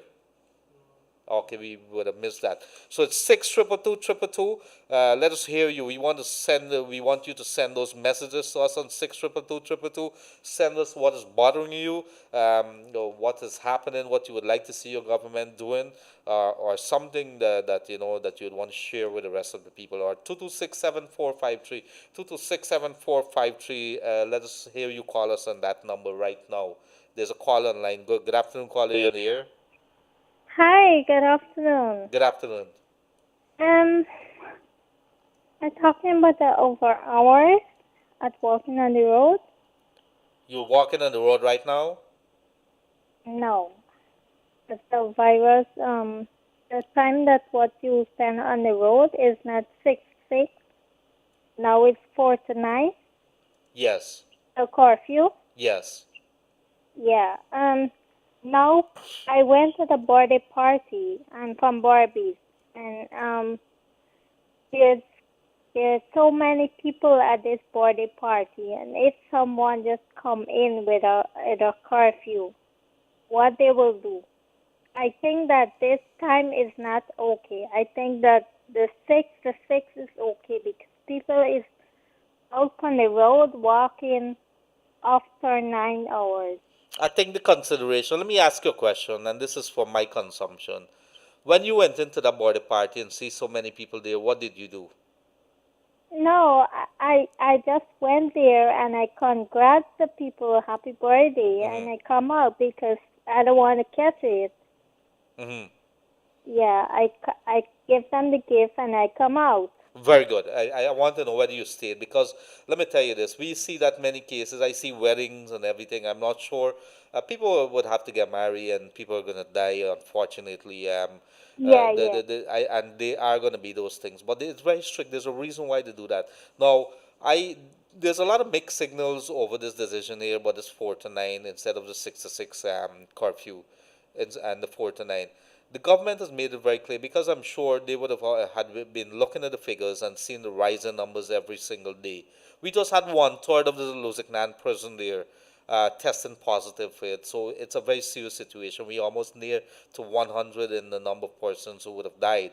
And for a small country of 700,000 person, we are one of the highest in terms of per capita. So it's a very serious situation. But for that 4 to 9 thing, I think they would have looked at the economy and a lot of people would criticize and say, well, if you're looking at the economy and you want to jumpstart back the economy and you're taking this decision, you know it's a very thing. But it comes back.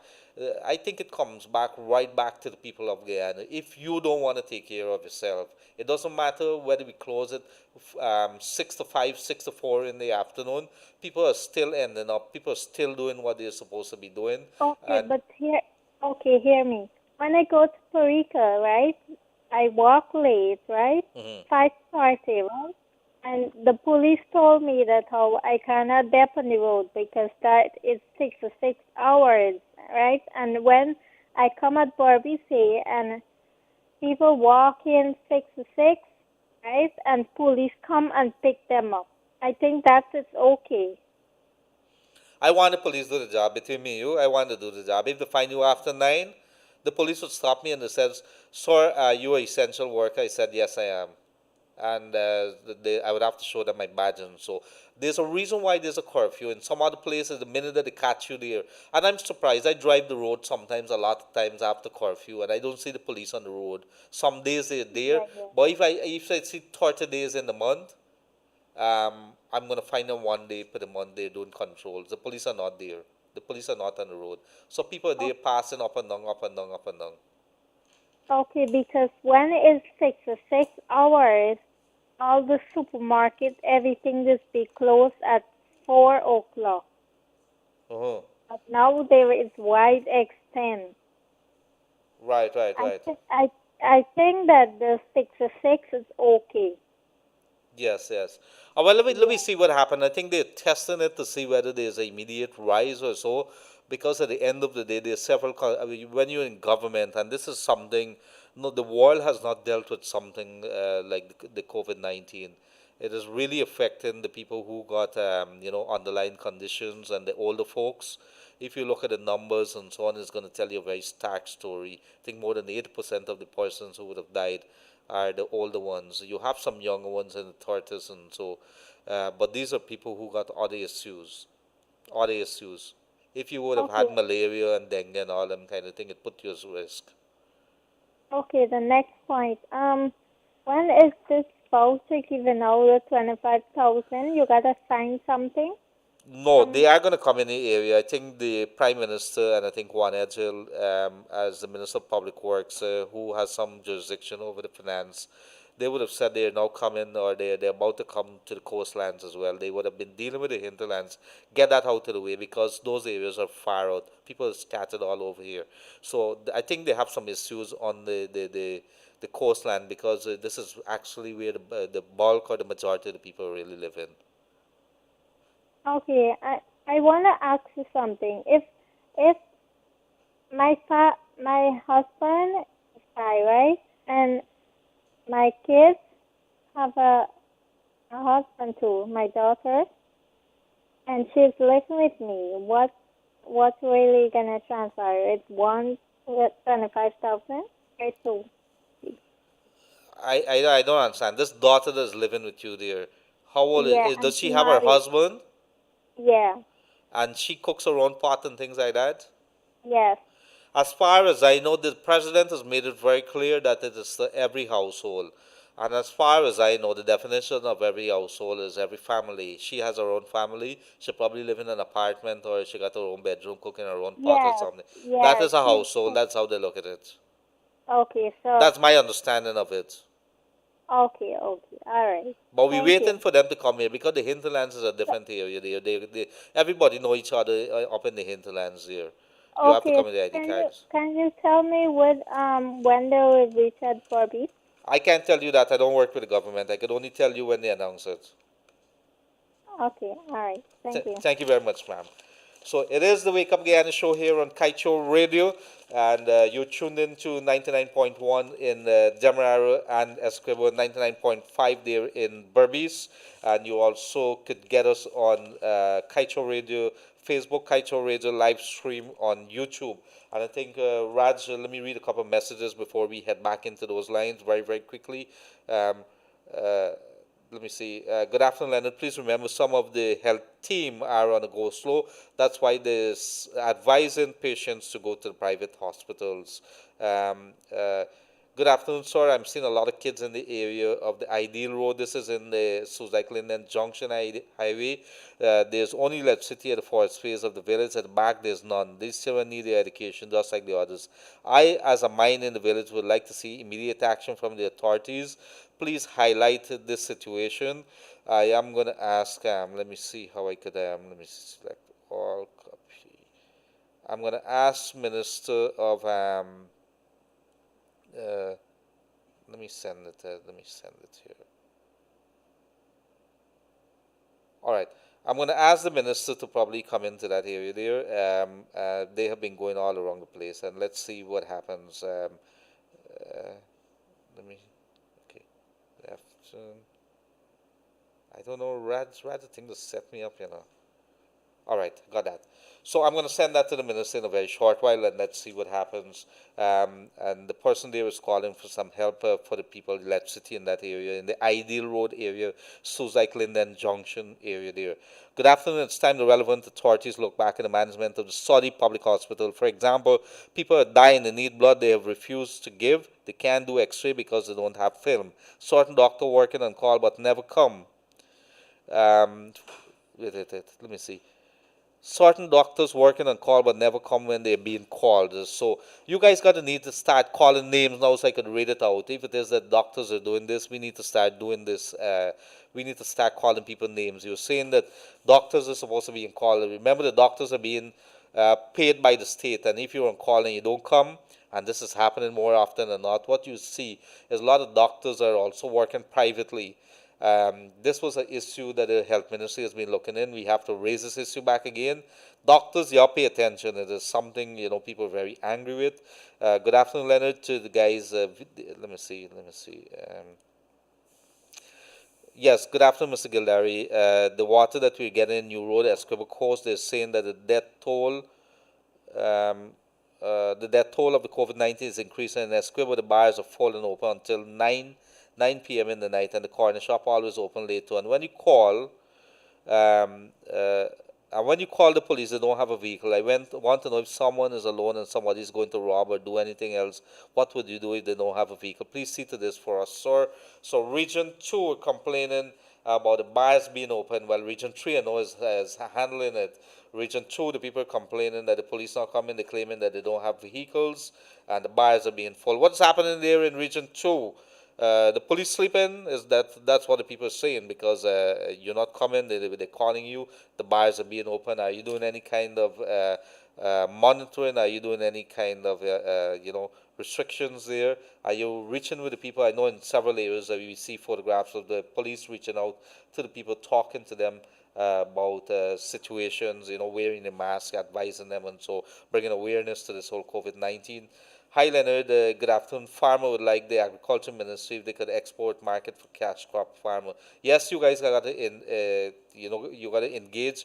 The Ministry of Agriculture would have been talking about export, and I think the new GMC Marketing Corporation there, they've been talking about a couple of things. There's even packaging facilities that you could explore using the Ministry of Agriculture facilities there. I think one is at Parika, one is the Sapphire side there. So you need to do that. But get hold of the Ministry of Agriculture, and they're going to tell you a couple of things there. I can't remember, was that there's a number there. I'm going to try to get you some numbers. Very quickly here. Good afternoon to you, Mr. Gildarie. Hope all is well. I'm a villager from Golden Fleece Estate on the Esquivel Coast. We have one of the biggest issue here, and that's land. People are claiming that the government land, that is the reserve. We made complaints. We took the matter to the RGC. Nothing was done. No justice was served. The individuals that are claiming the government reserve today, the private souvenir have owned it for them. However, the REO cannot help because he's not getting support from the other persons in the region. These individuals have filed a case, the regions pertaining to the same matter. I'm not sure what this is. This is very, very vague. What I could tell you to do, there is, what you need to do is write a letter to the Minister of Local Government. This is Nigel Damlal. And there's also there's two ministers within that, Anand Prasad and Nigel Damlal. And copy it to the region, to the REO, to the chairperson and everybody there, and let them start looking, send it with pictures and so on, say this is what we putting up with, this put in whatever documents, and let them deal with it from there. And says that we're willing to go to the media to complain about it. Maybe you could talk about it in the newspaper in a letter to the editor. As of now, start with the Minister of Local Government. So it's 2:26. We have just a little less than half an hour thereabouts to be able to take some more calls. But before we do that, I want to say good afternoon to WR Riaz. Riaz, what's happening? Anything that we should know about? I know you keeping your ears close to the ground. Yeah, well, I walk with my fly catcher outside there just in case there's any fly in the studio. Yes. Because I see the presidential candidate of the U.S. is making some The Biden vice president, right? yes, I saw it. I was looking at that thing last evening. Well, that last evening I was was there, and I was looking at the thing. it's Because it was. I said, let me look at it. I missed the one you with Trump. thought you I thought you was. were the only the Trump I was looking at that one Trump was in a and out. disaster. I was looking at Trump in and out, and I said last night.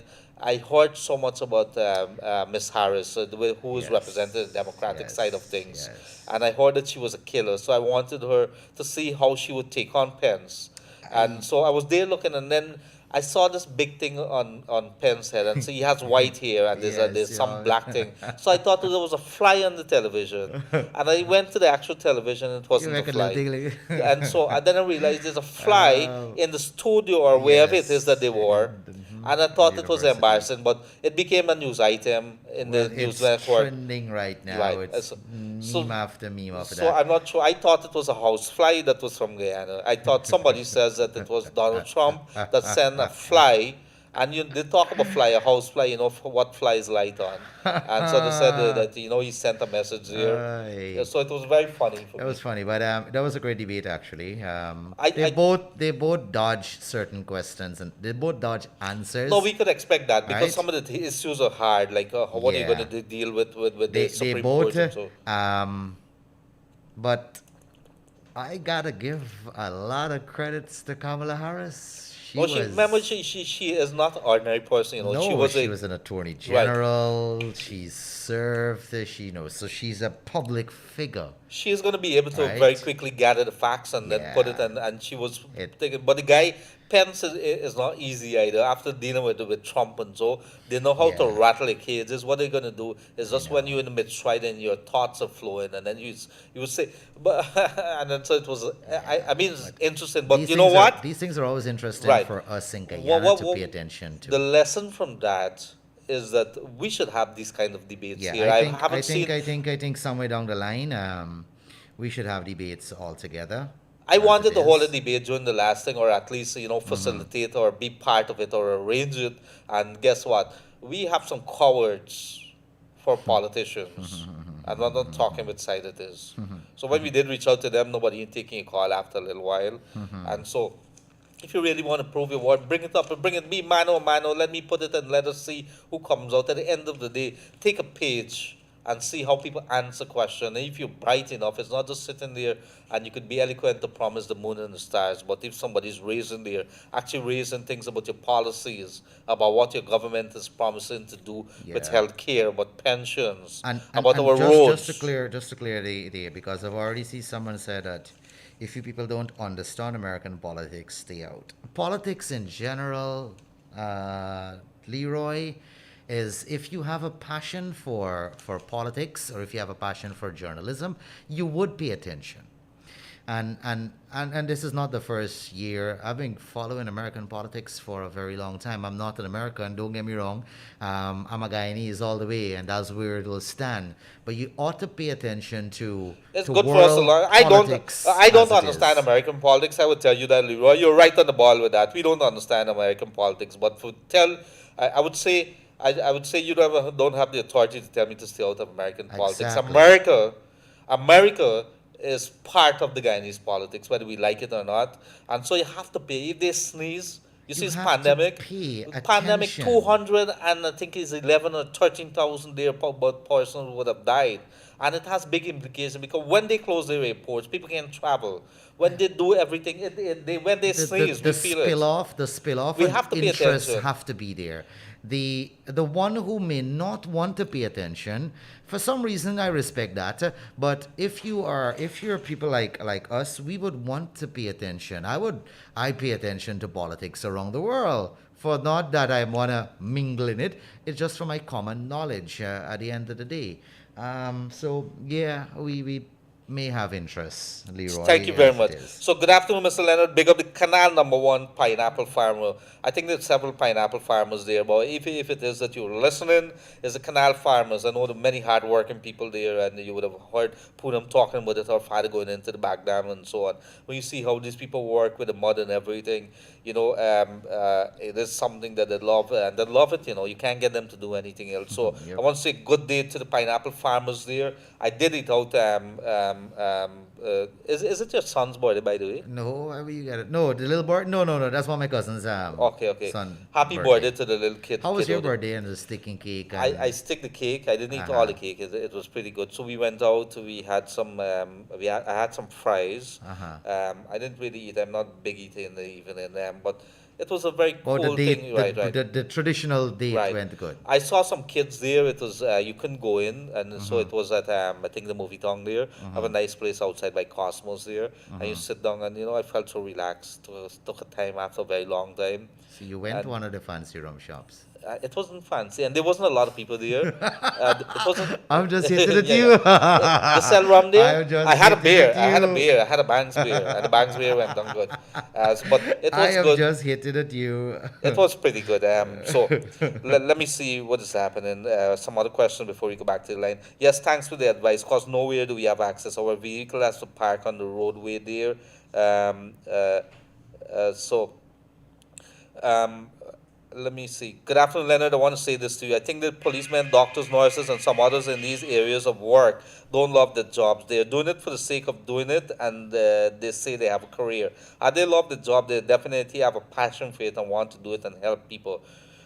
Maybe not, because if you put a salary that is below a certain livable when it's there, you're gonna expect them to take bribes or expect them to want to have more. There's nothing wrong with you wanting more, but I understand that because I always tell people, you see, this job here in the media is something very, very difficult.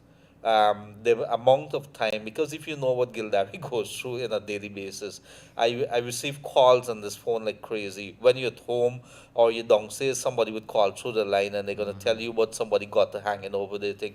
You have to listen to it. If you don't love this job, because it ain't going to pay the salary in that fantastic, no media house is making that kind of money that's going to pay you a fantastic or the salary which is going to, say that it's very livable. Thank God we wanted better play in media houses, but it's not that fantastic. So There's a I bring smart that way, point. Smart way asking for a raise. I asked Glenn for a raise many times. I don't think I haven't seen him for a couple of days. I spoke to him this morning. I want to see him. So good day to you, Mr. Lal. But the point is what I'm trying to make is yes, you have a right. If you enter in a profession, you should have pride in the way that you deliver the services to the people. If you don't want to do it and you want to give it half-heartedly, leave the job, go somewhere else. But if you have to serve, you've taken an oath to do it, you have to serve, you have to try to deliver those services to the people of Guyana. Raj, we have another caller there very quickly. Good afternoon, caller, you're on the air. Yes, good afternoon, caller. Good afternoon, sir. Go right ahead. Hi, good afternoon. I'm glad to get through in this program with you and Reyes. Yes, sir. Good afternoon. One of the things I want to touch on, these people playing with distributing the food and all this food stuff, they could very well use the schools and get seniors in the streets. And Which food stuff are you talking about? The 25,000 voucher. Okay, it's cash actually, it's cash. It's not a voucher anymore. It's a cash they actually put in the hands. Okay, well, they could use the schools and get the elderlies in the area, and they could get things done within the area to verify household and get on with this money. Too long. You'll be talking about it and you leave. But don't let me, well, there's one. I want to hit this one with Reyes. With some voluntary work. Listen, the driving and the road accident that we got. The police report consistently keeps showing that in road fatality, we got a high number in pedestrian and pedestrians. They stay the way that is used the road. In terms of they close the wearing and pedestrians with outline. Now the road code speak about pedestrian. The way the road code speak about pedestrian and motorists and brake yard.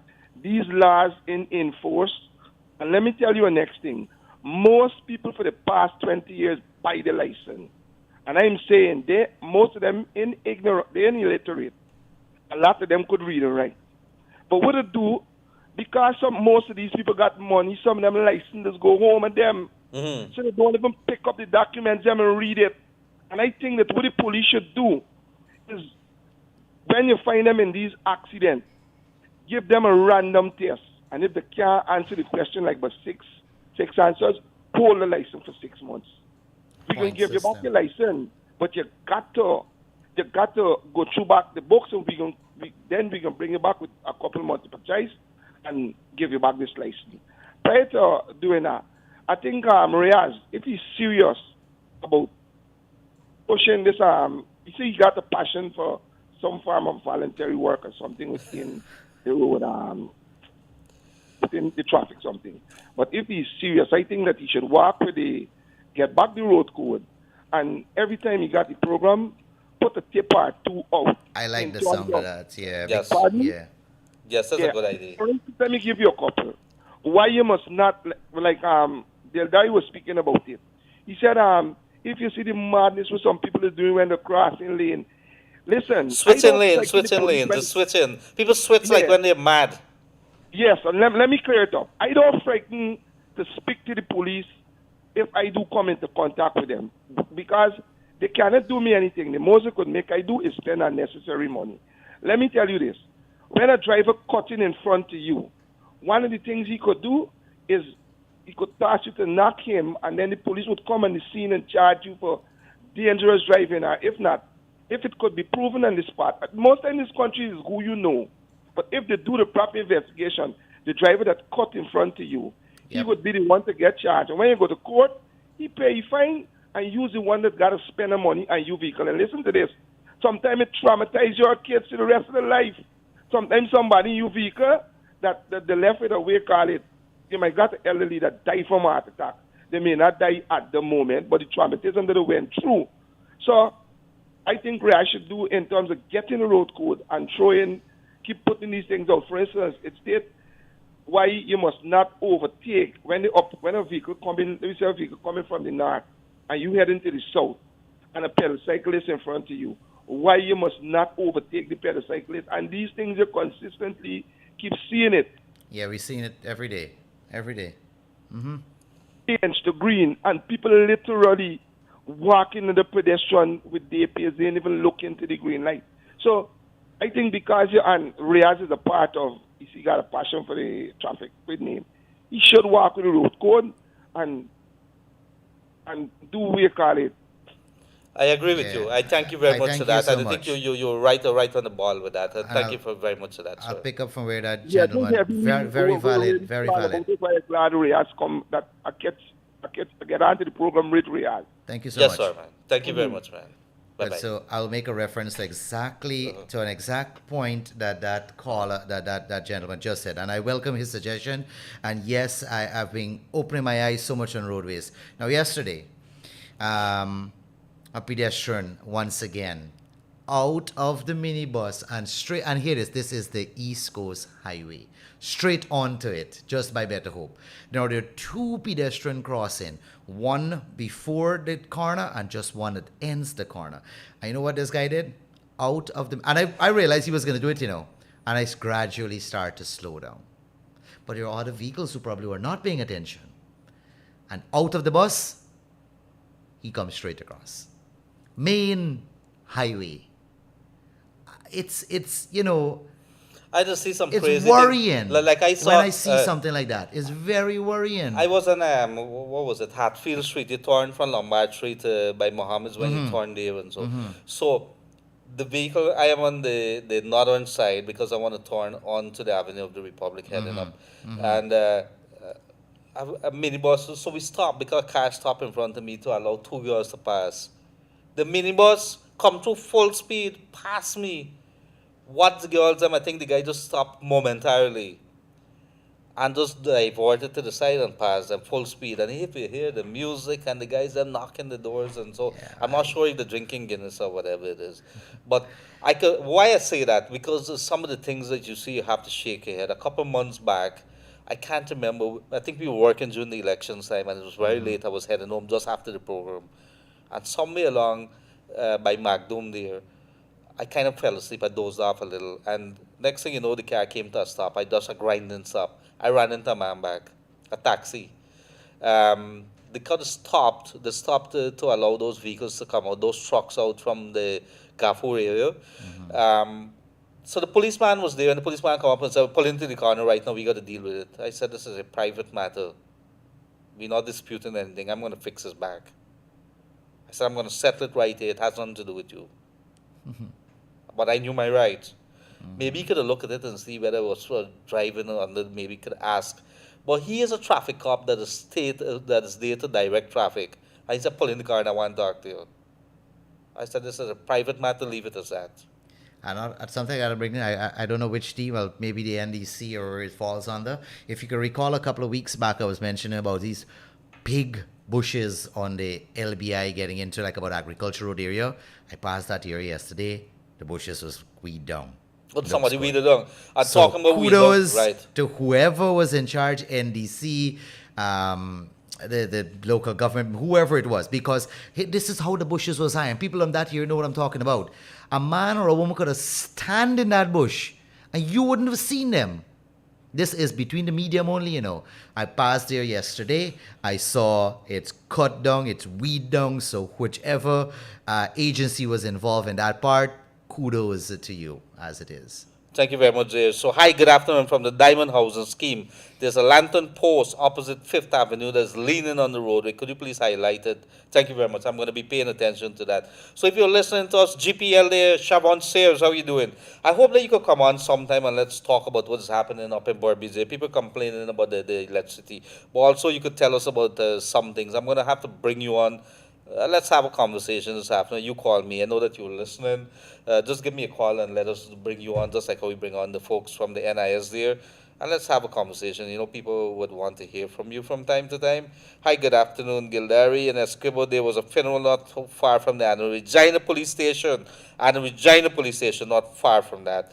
Now, Sunday is a funeral. The Saturday night, the man set up a bar on the road and sported 3 o'clock in the morning. Plus, riding motorcycle, doing willy-nilly, fire and squib, and the police do nothing right in front of their eyes. Where is the curfew? And Regina again here. You guys got to be very careful. What is happening there? You're not paying attention? You sleeping? Is there where the police officers? I know that there's a lady there. There's a commander. Maybe the commander was not in the house. Let's pay attention. So the people are saying not too far. The people go hold a bar and they're doing it and they wheelie. They're doing wheelie on the road. They are lighting squibs and so on. Esquibo Coast, you're in the spotlight there. Anna Regina. Commander, what's happening there? Good afternoon, sir. I live in Parfait Harmony. I went to GWI since last year to report that there's a problem with my meter because the water pressure is really low and no response. I made a report to the NIS breakdown for 3 years now because I overpay while working 2 places at the same time. And all I hear is that we'd make contact. Thank you for the intervention. My name is I Evans. I'm really sorry about that, but you should. This is 2 different issues. This is Parfait, GWI, and NIS and breakdown. Maybe you could send me. I'm gonna have to send this. I'm gonna have to. Let me see. I'm not sure what I could do there. Let me see if I'm doing the right thing. I took it off. Okay, good. So let's go back. Raj to the lines very quickly. Do we have a caller on the line there? Yes. Good afternoon, caller. You're on the air. Go right ahead. Hi. Good day. Good day. How are you doing? I'm trying to get on to Leonard. Yes, sir, you are on to Leonard. You're on to the Kaieteur Radio, the Wake Up Guyana show. Could you lower your volume on your radio, please? No. Oh, you're getting a feedback there? Yes. Oh, let me take it. Early on, no.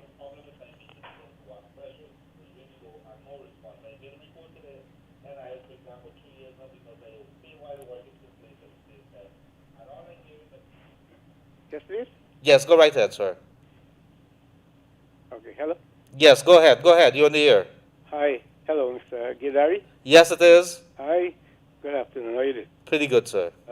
Couple of things. One of them I want to just remind you that I see Riaz's got a spider on the top of his forehead. You should hit it down before it stings him. And the other one is... There's a fly and there's a spider now, but go right ahead. Big spider there. I'm calling from Chatumago. Mm-hmm. And I'm trying to... but I am pleased to know that you get back another person on your program, like you had with you. And I was listening to your program concerning traffic.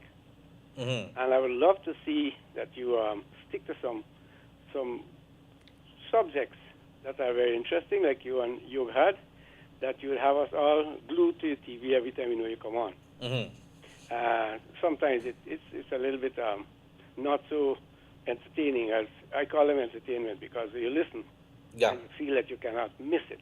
Yeah.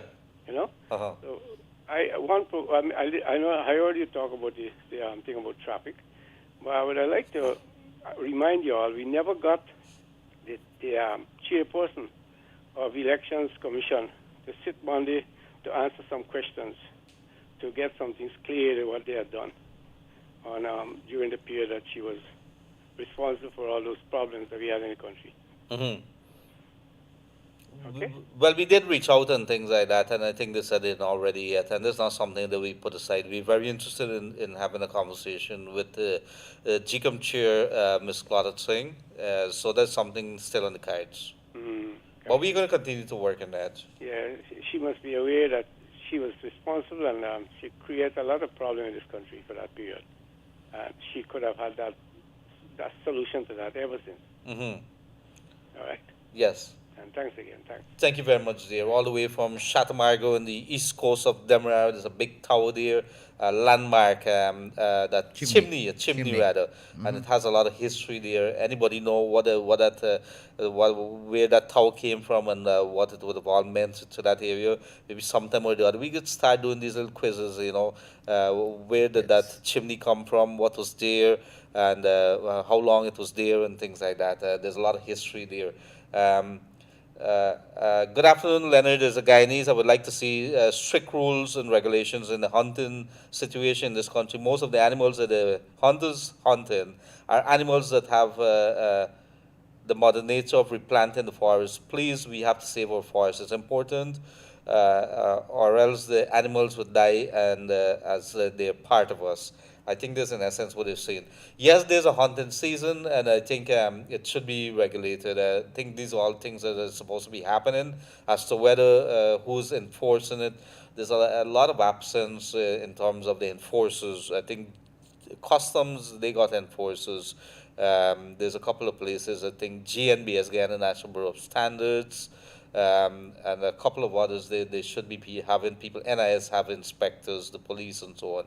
But a lot of these organizations, they don't have it.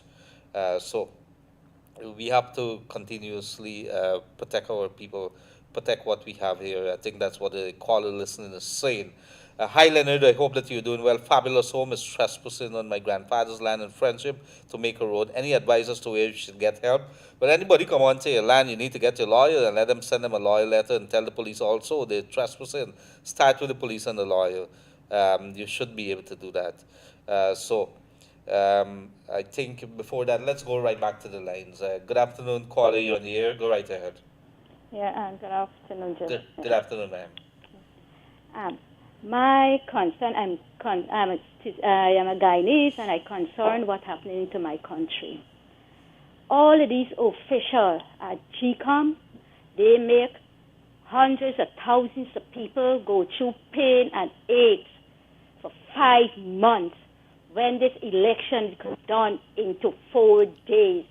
And all of these officials will get hold up. I fully agree with what the police doing because they're doing a good job. Because if them didn't create this chaos in this country, today this coronavirus was restoring, it could be, the case what we getting here now, it should be very low because the previous government did not care about this coronavirus.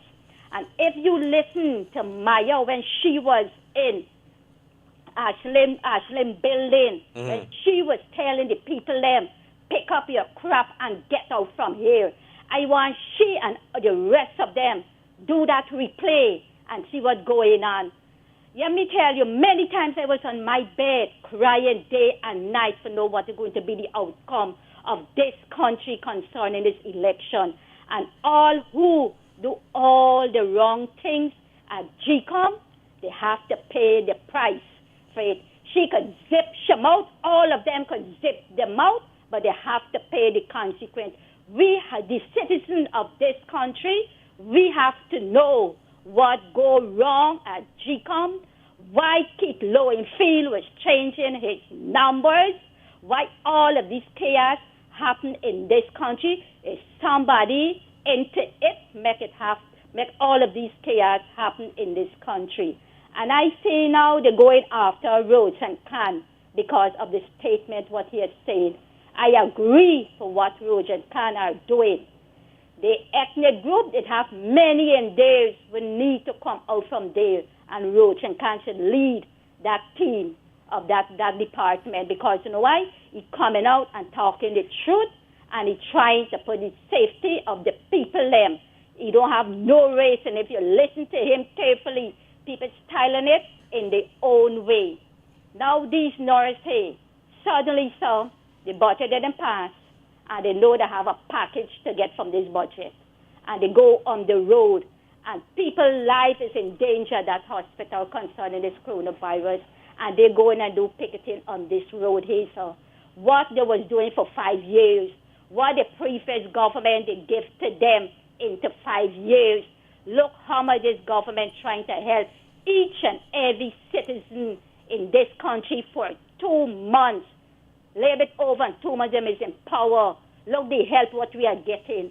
We cannot get things overnight. We have to appreciate what the government are doing.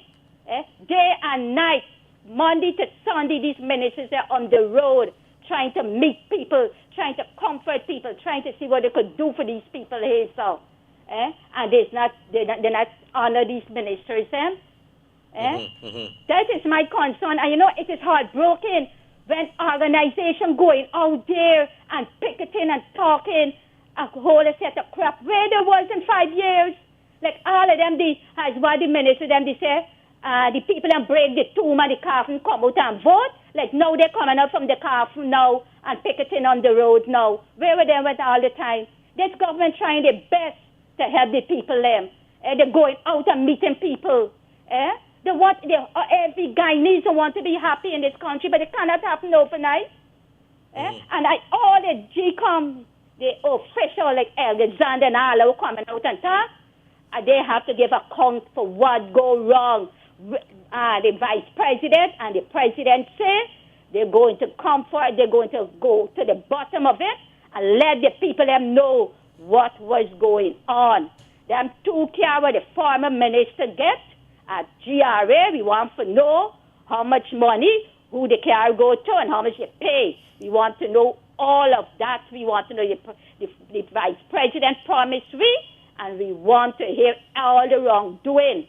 What the previous government was doing. We as citizens of this country, we want to know our taxpayer money involved in it, and we taxpayer money paying all the people at GCOM. And we want to know. We go through too much. We go through heartbreak and starvation, stress, depressed, oppressed. We go through sickness. We go through for 5 months, and we have to know what's going on. She can zip your mouth and stay in the lockup until she talk. Thank you very much, caller, and you should consider a possibility of heading into Parliament. I would like to see what happens there, but have a pleasant rest of the day. Thank you very much. It's not me, sir, so it's WRE as a rat. I'm a very good boy. I've been behaving myself. I've been told to behave myself and zip my mouth, I'm just to mediate and, just to make sure that the show goes according to the standards that we have here. So it is the Wake Up Guyana show, and you would have had them coming and talking about a variety of things. You're right. I think that gentleman there would have said that we need to have some specialized topics. Let's see how it goes here. We are going to fine-tune it. We don't have all the answers. But as we go down the line and we see these issues here, you see in a particular show like this, people are going to talk about several things, so we discuss it as it comes. But at the end of the day, it is all about you. It's about what you say, what you advise, and what we could learn from you. We learn from each other. And I don't have all the answers, but we could find somewhere along the way how we could probably share it, bring it to the people of Guyana. So thank you very much. That has been a wrap. That has been a Wake Up Guyana show. I'm your host, Leonard Gildarie. I want to say thank you very much to W.R. Riaz. He's always every day with us here. And of course, Raj, been with us in and out every single day. He has not been sleeping. He's been paying attention. Raj has been very alert. Raj, ensure before you go, get a fly catcher probably, so there's no flies in Kaieteur radio station. Saturday Night Live, I think it is SNL. They would have these actors and somebody would be Trump. Yeah. I think it'll be. We need some Saturday Night Live. No, we've already started seeing memes circling. We should. I've already started seeing. Do you have a wig that I could probably look like Trump? There's a couple of things that I could do here. I could. Let's try it sometime. We could look at. Does anybody have orange hair? And I have some things I could put. Look at this thing, right? the nightly show, the distantly nightly show with Trevor Noah on Instagram. I think it's on Facebook as well. I look at him on Facebook. He is a excellent impersonator of. Oh yes, of I watched him. Yeah. Right, Watch Trevor him. Noah, yeah, he is. And so maybe we'd have to learn a couple of things. I If you know. have guys out there, we could bring in the Chinese or somebody, and let us talk and let's do this thing. But you get the point. Let's be funny with it. But these are serious issues too. Whenever things happen, we have to talk about it. We can't just hide it. So this has been your edition of the Wake Up Guyana show. We are going to be back tomorrow, and you could also have a relook at the program on Kaieteur Radio on Facebook or Kaieteur Radio live stream on YouTube. In the meantime, have a pleasant rest of the day. Protect yourself, and wherever you're joining us from, thank you very much once again. Thank you. Bye bye. Tropical delight, the flavor tasting right, pure taste and pure delight. Orange apple cranberry, fruit punch mango, yes sir, we high in energy. Jumping up every day, and I jumping up every night. I think it's back and it's pure taste, pure delight. Energy to unload, behind a truck down the road, details going to explode. Tropical delight, just say.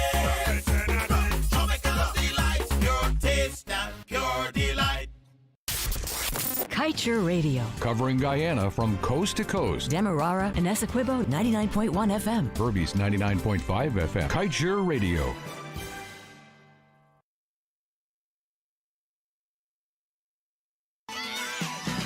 Keep calm.